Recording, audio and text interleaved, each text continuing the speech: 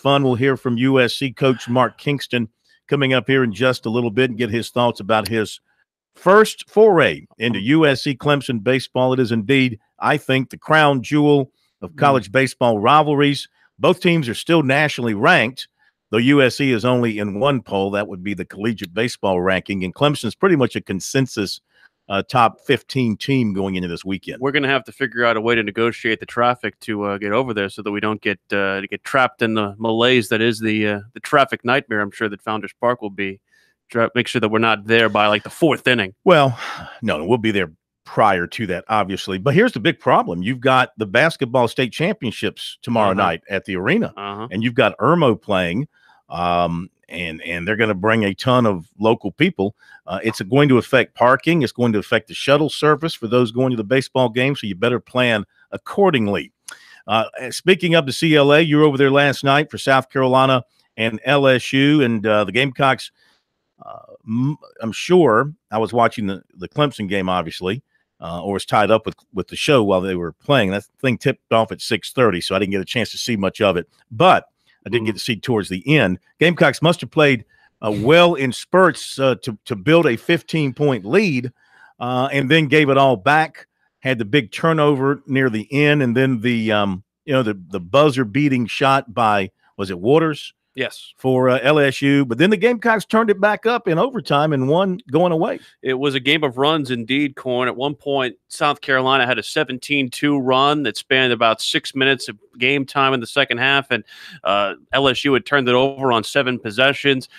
South Carolina ended up turning it over on 3 straight possessions down the stretch, and led to a big run for LSU down the stretch there. They closed the regulation period on a 27-12 run, capped by the equalizer by the aforementioned Tremont Waters, and a big turnover late by Frank Booker against the LSU sideline. All in all, though, South Carolina gets a big overtime from Hassani Grabbit. They outscore LSU 11-2 in the extra session, and they prevail for Frank Martin's Gamecocks.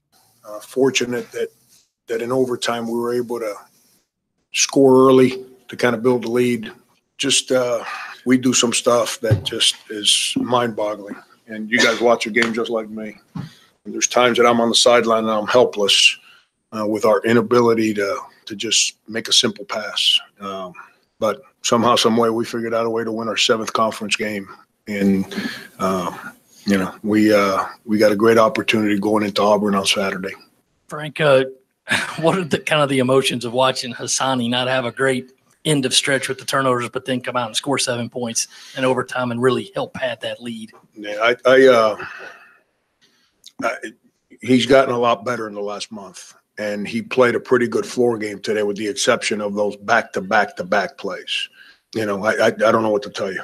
We had a plan on how to attack their 1-3-1, but once you're out there, the players actually have to be able to make the pass. And the one thing you don't want to do when you play against a 1-3-1 zone is try and pass over the top of the zone. What he tried to do every time was pass over the top. And, I think they're second in the league in steals, LSU is.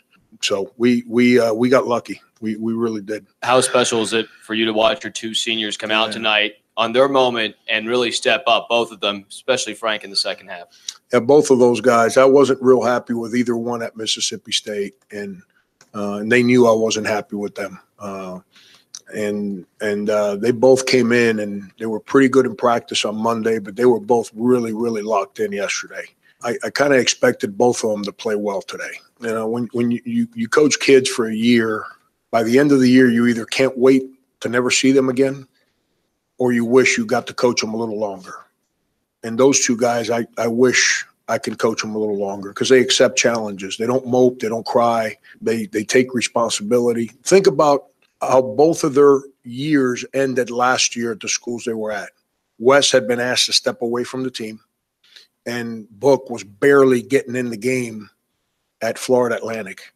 And now they both play an SEC game in 25 and 23 to finish their senior seasons in the SEC the way they did. And they both feel good about who they are. They feel good about what they've done here. I'm proud of those 2 guys. Coach, there were times on the sideline tonight in the second half where you were telling your players, you're being soft, you're being soft. When you say that to your players, what is it that you want to see from them when you say that? When you're playing the worst rebounding team in the league and they've got 18 offensive rebounds a minute into the second half, that's being soft.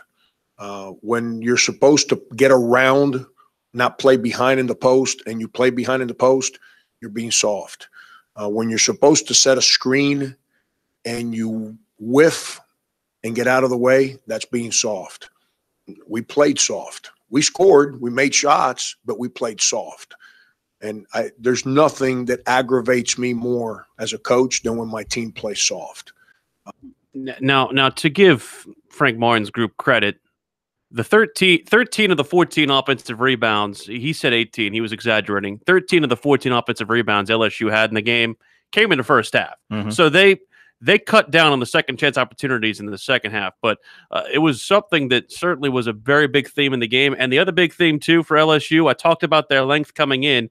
They doubled up points in the paint, 36-18 on South Carolina, because, again, and this was something that we didn't include in Frank's piece, Chris Silva had about as frustrating an evening as you could possibly see from him. And Frank Martin said that was due to the practice he had on Tuesday. He called it the worst practice of mankind. So you want to make sure that going into not only a hostile Auburn environment, but also going into the SEC tournament, that he is at least of a right mind and better before they go into that. Because if they don't have him at full strength, they don't have a chance to do much of anything either Saturday or next week. All right, something to keep a close watch on here as it relates to South Carolina and Clemson, perhaps. Announced today that Jalek Felton had withdrawn from North Carolina, according to his attorney, Kerry Sutton. Felton was suspended by North Carolina in late January after playing in 22 games. And Sutton tweeted about Felton's decision to withdraw, saying, quote, "Playing at UNC was a lifelong dream come true. It's time for a new dream," end of the quote. Sutton said last month that Felton has not been kicked out of school. He said, quote, "This is an interim suspension and not a punishment." This is what he told WRAL News, saying it will remain that way, quote, "while the school gathers more information," end quote. In a release announcing the suspension, North Carolina said federal privacy laws limit any other comment about the details. There have been some stories out there kind of sniffing around what the issue is here. Right. So we'll see what happens. This is a South Carolina kid who grew up in the PD in Mullins and ended up going to Gray Collegiate, playing a year there before signing with North Carolina. Things have not worked out for him there. Maybe he will rebound here in our state. Things can get worked out for him personally. He can rebound in our state and find a home here. That would be ideal, whether it's at South Carolina, Clemson, or Coastal, or somebody else. And then you also have to look at Seventh Woods at North Carolina, going through another season there, his second year. He's had injuries. He hasn't played very much at all. And you wonder if he's ready to give up that chase and look somewhere else where his abilities can be used, or he might see himself as like a Bryce Johnson, the kid from Edisto who went to North Carolina, kind of labored behind everybody for about 2.5 years. And in his junior year, finally got a shot. Things started to click, and then he was an All-American by the time he was a senior. Now, with Felton, the only thing that would give me pause with South Carolina is that they already got a couple of guys who I don't want to say are issues, but I mean, you have obviously the unsettled situation with Rob Felder. You have the unsettled situation with Brian Bowen. Does Frank Martin want to go on another unsettled situation there with Jalek Felton? Well, it all depends on what the situation is. I mean, how bad is whatever it is he's involved with? Doesn't seem like it's settled, though, does it? No. At some point it will be. And we all know that coaches love to give guys a second chance, and they deserve a second chance if they haven't done anything heinous. Depends on what happens. Exactly. Okay, we'll be right back.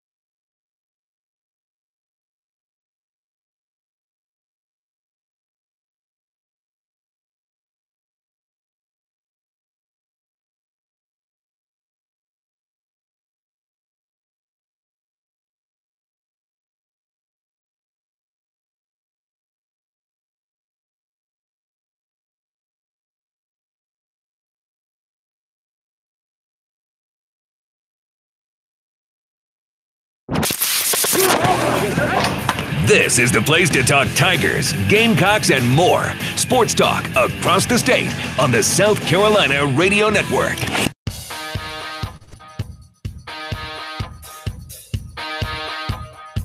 Good shot. All right, back we are. Sports Talk, South Carolina Radio Network, 800-956-7266. Channel 7 up in Spartanburg has more details on the situation at Upstate, where they have fired the athletic director and the interim basketball coach was let go as well. And they're reporting, according to their information, that as far as the athletic director is concerned, it had to do with workplace hostile work environment. Yeah, the way he was handling things there. They say a source close to the university said his dismissal comes on the heels of complaints from multiple coaches in the department regarding harassment and hostile work environment. The university, they responded to this report, telling 7 News they have received 3 such complaints, which were turned over to the Equal Opportunity Program in Columbia for inquiry and investigation. Meantime, Upstate will have Jeff Crane serve as the interim athletics director. He's been an associate AD at USC in Columbia. Surprises me how open they are telling people about this, the accusations against Mr. Freire, because usually that kind of stuff is kept behind in things like non-disclosure agreements and stuff like that, especially if a dismissal in this nature. And the school will begin an immediate search for a new AD and a men's basketball coach. Okay. So that is a story on that. Let's go to Hank in Columbia, and then we're going to hear from Mark Kingston. Hello, Hank. How are you? Hey, how's it going? Good to have you with us. Hey, I was calling in because, it's just been real interesting with the Andy Miller part of this saga in terms of the now Sports Illustrated, came out and said that, they've been digging in that story, and so they're contradicting Slaybar's story. Sean Miller, you mean, Arizona? Yeah, Sean Miller. Yeah, Sean Miller. Yeah, they're contradicting Slaybar's story. Again, it was contradicted earlier in the week by 24/7 Sports when they came out and reported, and this was I think this was Evan Daniel, yes, their top basketball guy, reported that the timeline didn't match up with the alleged conversations, and that you could, I imagine you could settle this very easily by just playing the audio publicly and letting people hear. But I think those files are sealed, right? Yes, you can't get your hands on them. And that's where I would come in, Corn, because the thing is, Slaybar was going off of somebody he spoke to, because the FBI case says those things have not been released to anyone. So remember, Jay Billis pointed out that, hey, this is coming out being leaked by, it's got to be Dawkins' lawyer or somebody, all these spreadsheets and all that, and he would kind of be curious to see which parts of it amounts to real violations versus which ones amount to semantics. Yeah, the reason why the report, because Dawkins had some sort of monetary connection to Ayton of some sort, or at least had some sort of relationship with Ayton, and I don't think they're denying that the conversation took place. They're just saying that it took place regarding a different player, and that player apparently is not at Arizona. Yeah, and then the other thing is also about the intent of it. One of the things I spoke earlier was, one of the things that Jay Billis said, and he said pretty early was, and it was another attorney that dealt with NCAA also said was that, what's been published is a lot of these expense sheets. And the expense sheet could be from, Dawkins, who he's done stuff with and who he's cooperating. But, they just talked about, I think there's a lot of things in there that's probably true. But they, I've always found it fascinating, the semantics of the kids who receive something in school. Jay Williams kind of talked about it, that announced it for ESPN, and he said that before he announced for ESPN, he was a runner for an agent, and he remember he admitted on ESPN he gave $250,000 to an AAU coach to try to steer a kid to a particular school. So some of these things where you're seeing some of these totals, the attorney earlier this week was saying if a number of these kids weren't aware that their trusted their AAU coach was actually steering them to the school and getting money on the side, it's more toward those folk that received the money than the kid. Well, here's the thing about all this information that's out there now, and these ledgers and these numbers. I mean, until somebody can prove money changed hands, right? That's the problem. You can't hang a guy on the fact that somebody scribbled something on a ledger sheet, or even conversations. Like that's the thing. Like that doesn't prove anything. I will source your favorite movie, A Few Good Men. It doesn't matter necessarily what is true or not. It matters what you can prove. Yeah. Otherwise, you were sick the day they taught law in law school. Yeah. Yeah. And in Mark Schlabach's case, you know, on the one hand, you've got to give him the benefit of the doubt for his reporting because he is an excellent reporter, and he has been around the block a long, long time, and he knows how to deal with these difficult stories and dealing with sources. But on the other hand, where it does look a bit weak is that on a couple of different occasions, they've had to go back and rewrite this story and change some things. And now you've got different media outlets, mega outlets, big outlets, kind of shooting holes in it. So it does raise the question about the accuracy of the story. And now you've got on the record the prime subject coming out and saying, this is wrong. I did not do this. I've never talked to this particular guy that is alleged to have this conversation with me. Sean Miller said he's never talked to him. So it's on the tape. If his voice is on the tape and he's talking to this guy, you know, somebody's got that particular proof. If he's not on the tape and he's, you know, it's not him talking to the guy, then somebody owes him a major apology and could be in line for some kind of a lawsuit. Well, the weirdest thing about this whole thing is, like I said, when it comes down to things that can be proved, not only do they have the ledgers, but you know, sometimes these money sharing apps like PayPal, and I believe the one with Jerron Blossom game was Venmo involved. So like that could be constituted as proof. But as we know in the past, a lot of these guys deal in cash. It's not like you need canceled checks, things of that nature. These are all cash dealings, if you will. So that's what makes a lot of that so hard to prove. And also a lot of times that cash is held by people who are not necessarily high-level people. They have handlers for things like that. Well, you know, Sean Miller, I don't know that to this point in his career that he's ever been accused of any wrongdoing in basketball circles. No, he hasn't. He has not. Not in terms of a recruiting standpoint, not in terms of AAU stuff. And this story continues to reach out and touch people in all kind of different directions. And the FBI, of course, has the power to subpoena. The FBI has the power to secretly record and do all this kind of stuff.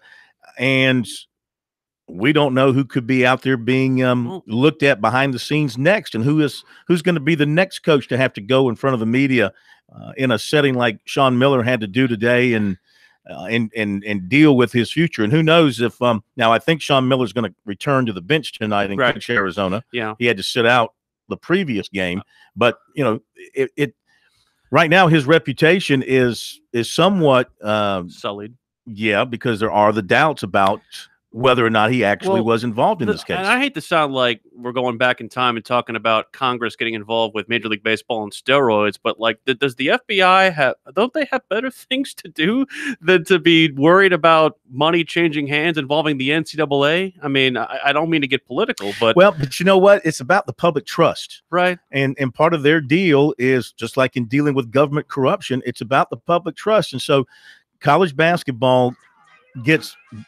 billions of dollars in various ways from the public, and the public should be able to trust that the process is clean. But I think even Mike Morgan said that we've known that the process hasn't been clean for quite a while, and people just accept it. That's why I shake my head, because there's not a major college coach in the country that doesn't know this hasn't been going on for years, yet they've said nothing about it. And now a lot of them are saying, what? This is happening? I don't know of any coaches that are involved in this kind of stuff. It's baloney.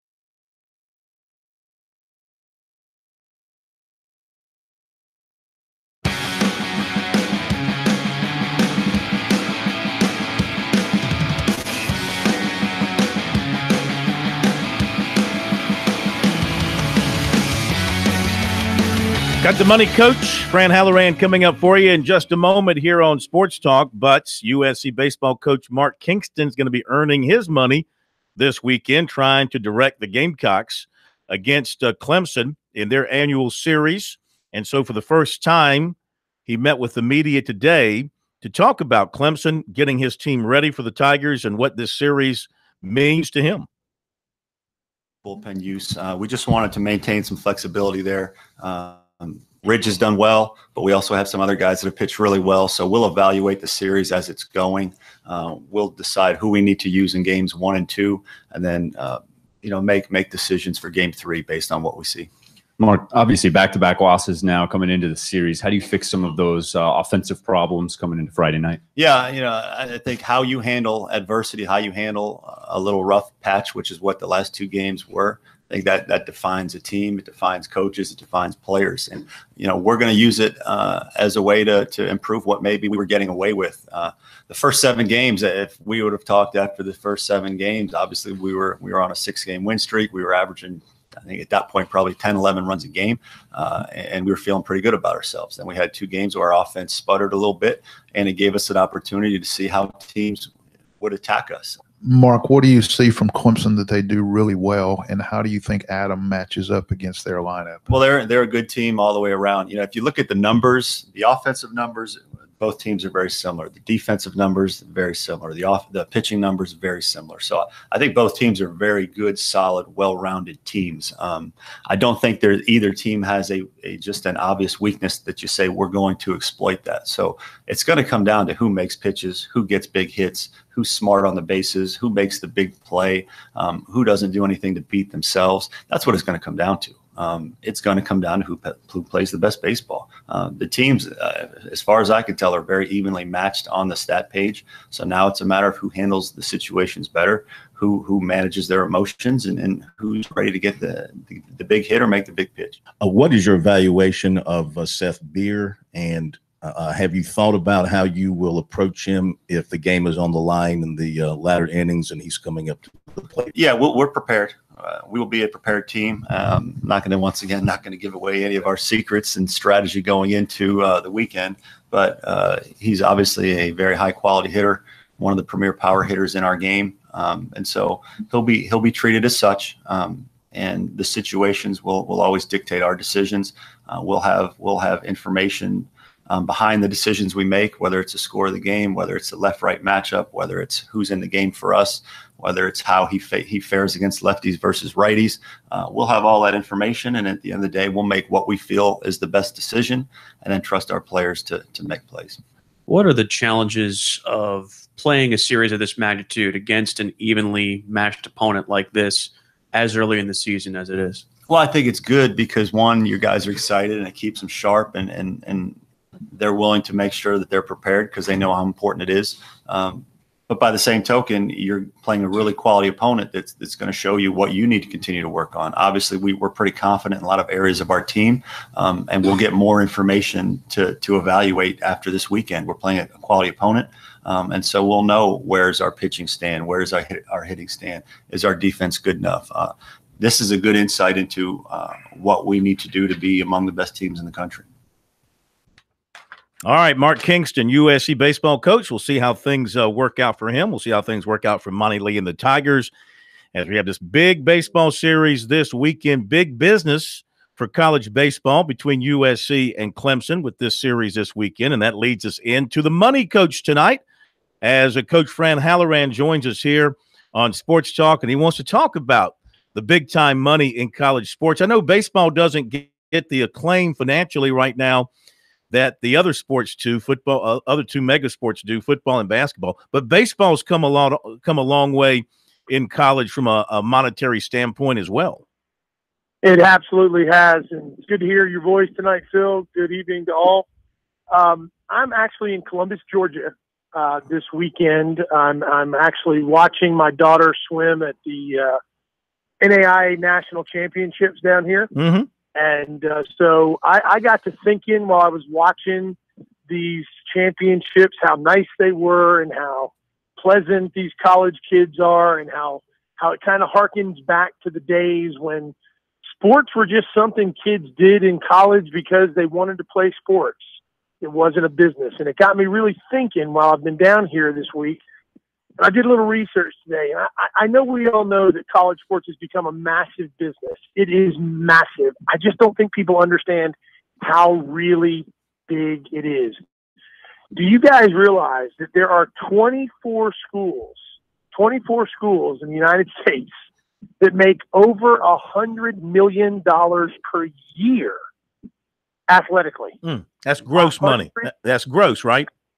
Yes, $100 million a year. 24 schools that make over $100 million. That's for the athletic department.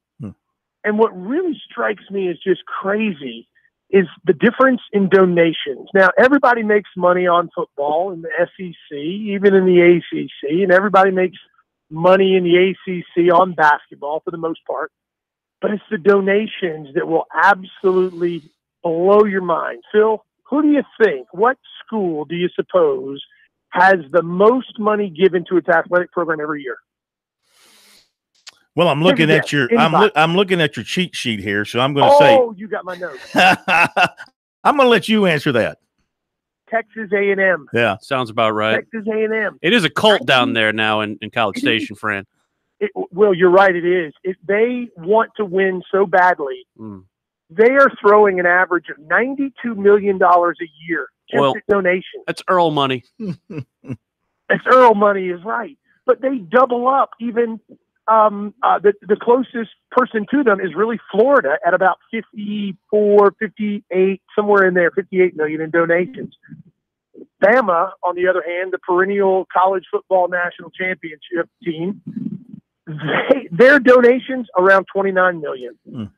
And not even is spending at an enormous rate, and all to be successful because the business of college sports, as you said, Phil, even baseball is getting bigger and bigger and bigger. There's no way we can call these kids amateurs anymore with this kind of money flowing into each sport. We just can't. And the other part of this, Fran, is that, they get all the money from the television revenue too, especially the SEC. I think they paid out $40 million this year. And yet there are still some programs in the SEC that don't turn a profit with their athletic department. They're running at a deficit. They are running at a deficit, and unfortunately, that really speaks to the fact that somebody's not handling the money very well. Yeah, because no one's asking them to handle the money very well. It's quite shocking. But it's a spending race, Fran. Right? I mean, you got to have, if you're in big time college athletics, it is definitely keeping up with the Joneses.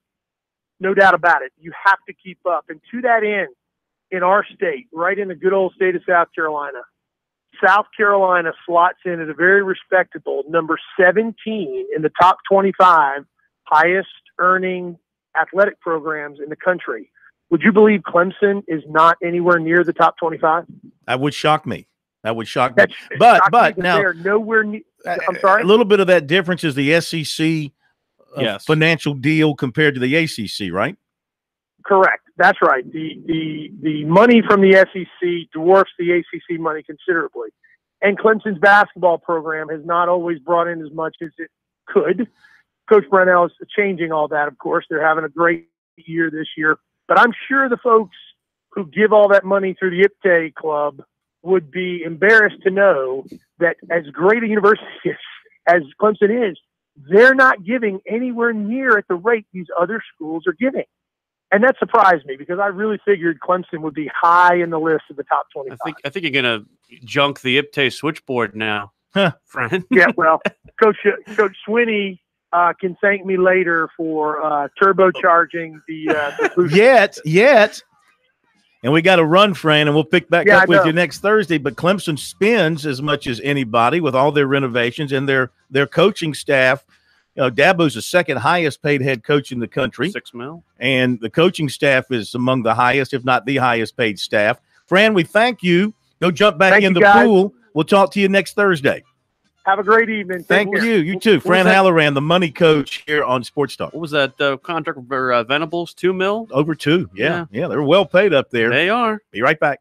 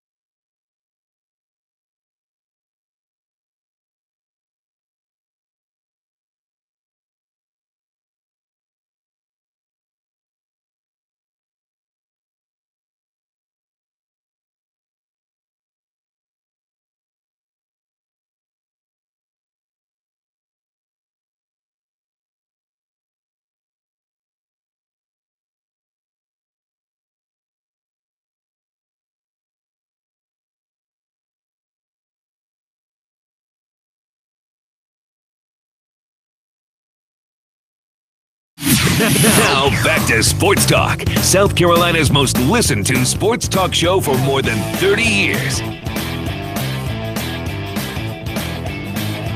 Well, in basketball in our state this year, our two most successful teams thus far, Clemson, which is having its best ACC year ever, and the College of Charleston, which has already clinched the CAA regular season championship, will be the #1 seed for that tournament. The Cougars will wait until Sunday to play the first game. What's the common denominator?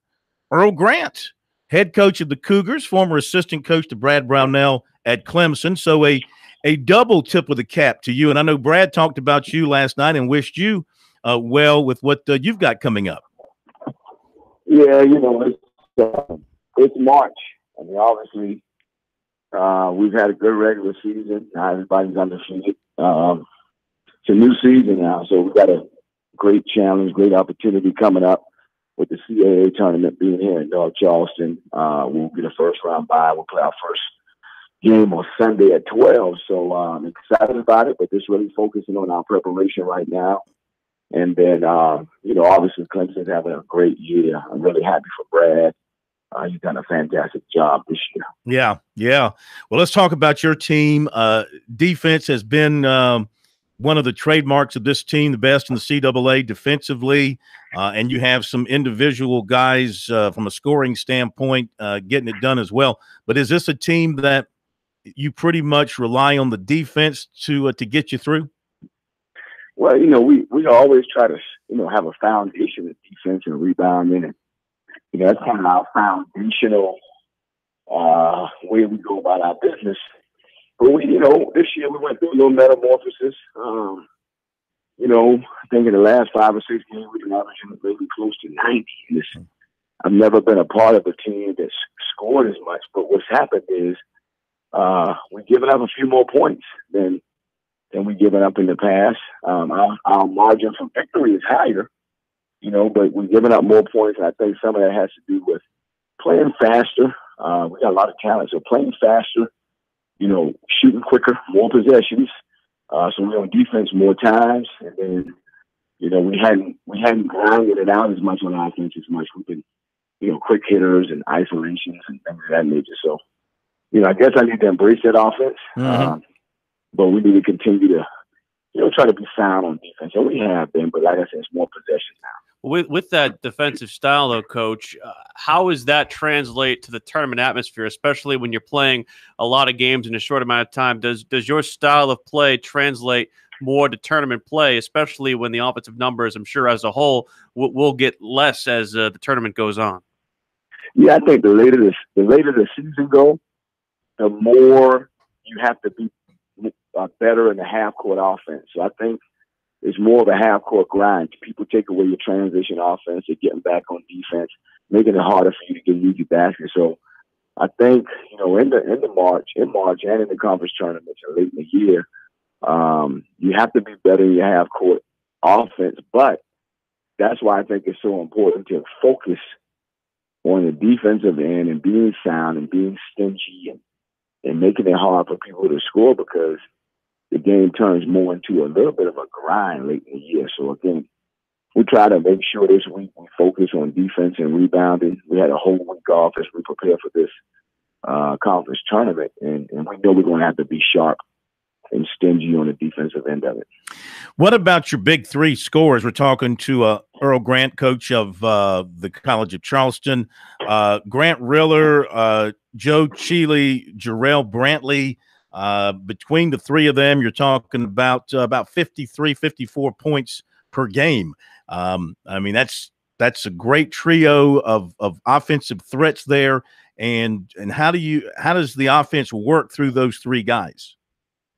Well, I mean, one of the things we've done a good job of is we share the ball. And so those guys shooting good percentages, they share the ball, really ain't forcing a lot of shots. They're all very talented. So I had to give them a little rope.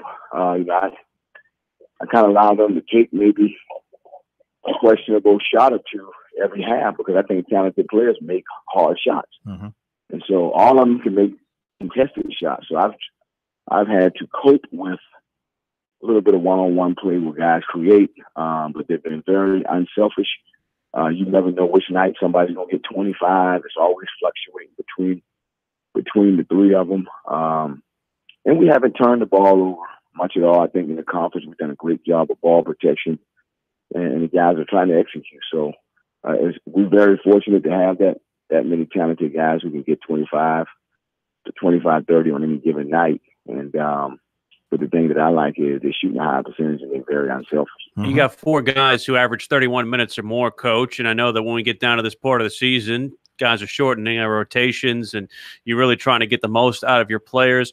How are you feeling from a not only conditioning standpoint, but where you're at with your rotation, and how many guys are you looking to play here down the stretch as we get into the crunch time? Yeah, actually trying to expand the bench. I'm trying to expand the bench now. I'm not actually trying to shrink it. Right now we're playing about 8 guys, and sometimes in tight situations we play 7, but we're playing about 8. And I'm actually searching for that 9th guy.